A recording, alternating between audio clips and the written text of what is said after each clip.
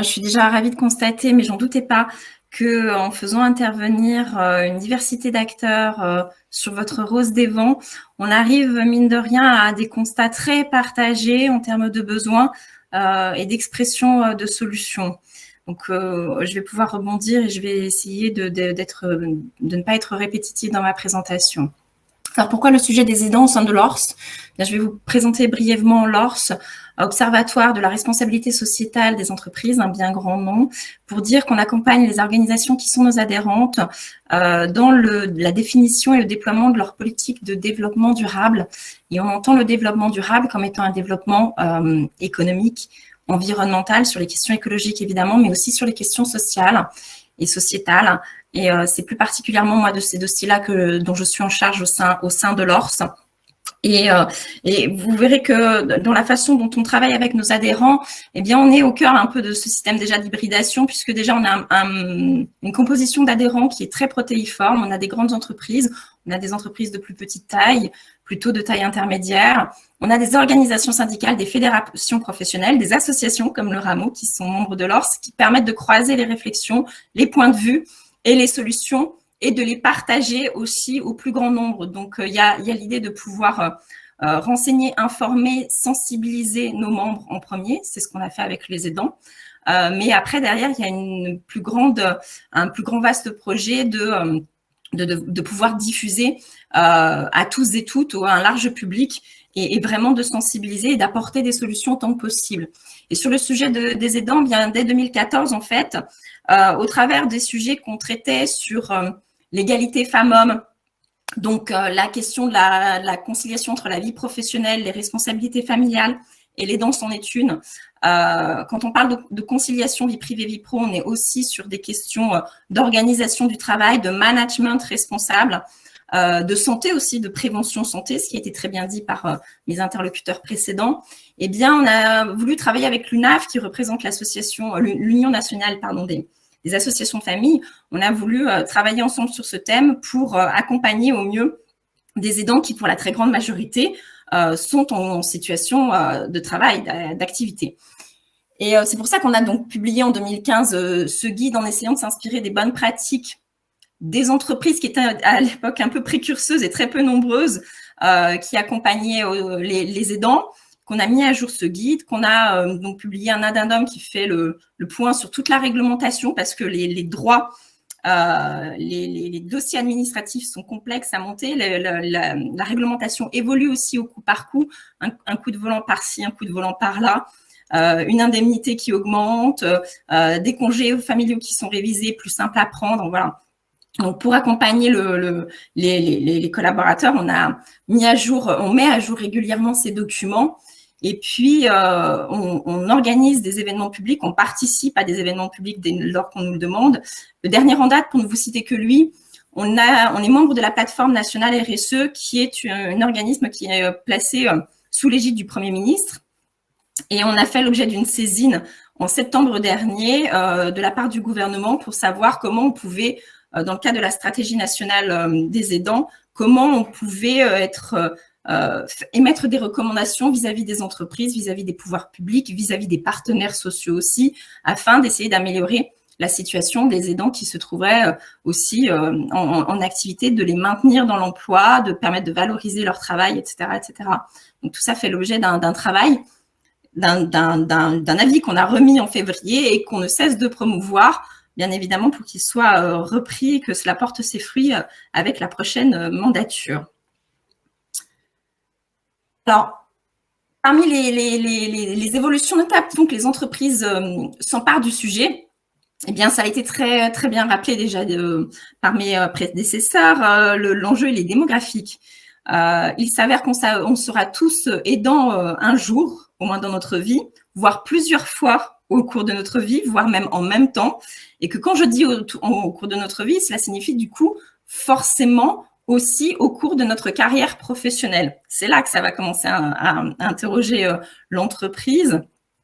Si on est plusieurs fois aidant au cours de son parcours professionnel, et on voit que l'entrée dans les danses est en train de rajeunir, si les carrières s'allongent, forcément, chacun d'entre nous, collaborateurs, allons nous retrouver confrontés à la problématique. Donc, le manager, donc l'entreprise, l'employeur aussi doit se mettre en capacité d'anticiper ce type de situation et d'y apporter des réponses.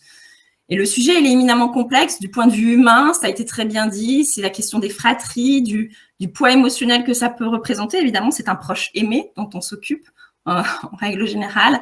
Le cadre législatif, il est complexe aussi parce qu'on hérite en fait de deux cadres législatifs qui sont les lois issues du handicap et les lois sur le grand âge, la perte d'autonomie, et que les droits afférents ne sont pas les mêmes. Quand vous êtes handicapé mais que vous passez l'âge de 60 ans, vous passez sur dans un cadre législatif qui est celui de la perte d'autonomie.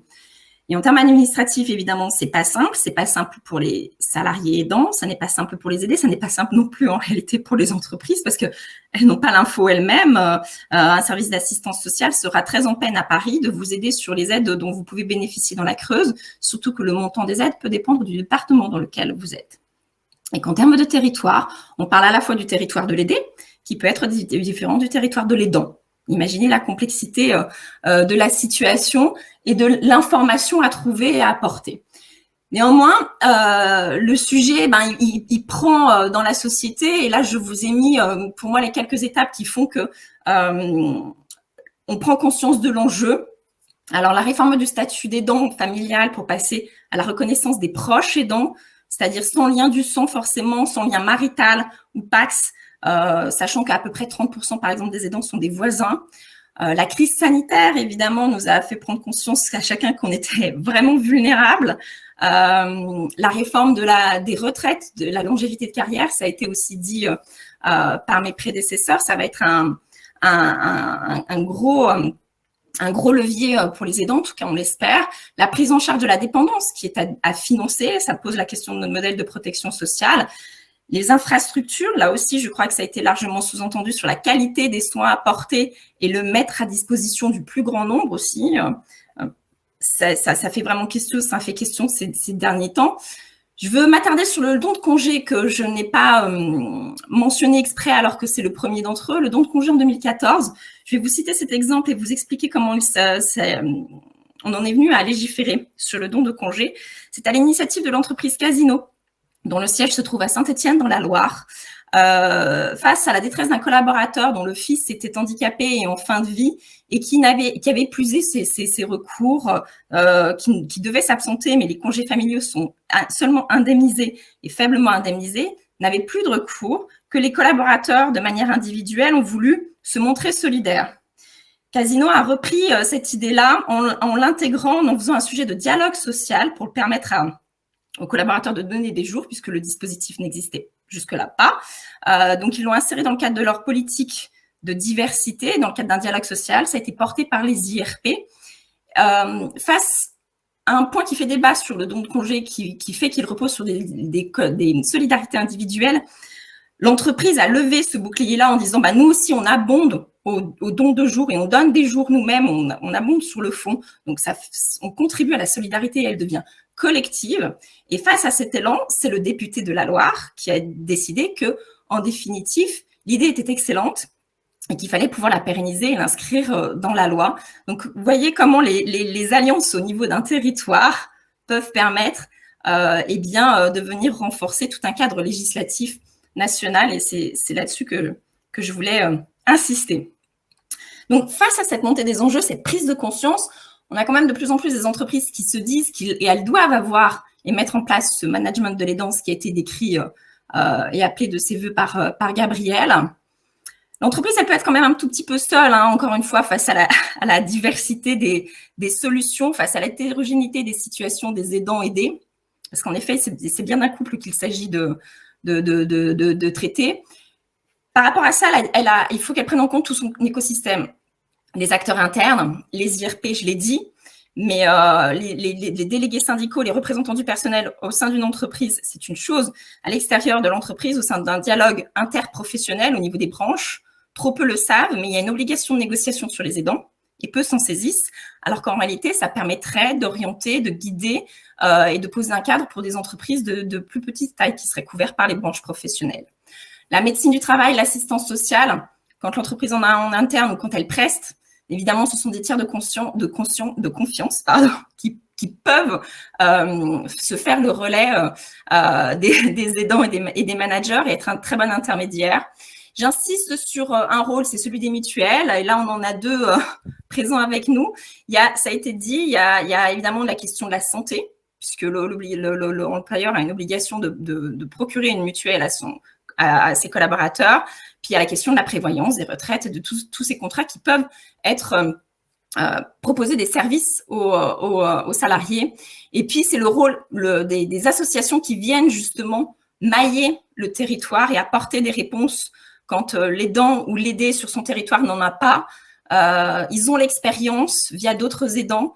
Ils ont les contacts aussi et c'est un bon relais, un relais vraiment très, très puissant, particulièrement sur cette question de l'aidance, sur lequel les entreprises doivent s'appuyer et elles doivent, quand elles mettent en place un management de l'aidance, elles doivent absolument se rapprocher des associations qui sont sur le territoire. C'est plus facile ainsi. Et c'est avec tout cet écosystème que l'entreprise, on peut faire bouger les lignes et mettre en place et tenter de mettre en place et plaidoyer pour des politiques publiques qui soient plus systémiques et qui prennent l'aidance dans son ensemble, aidant, aider.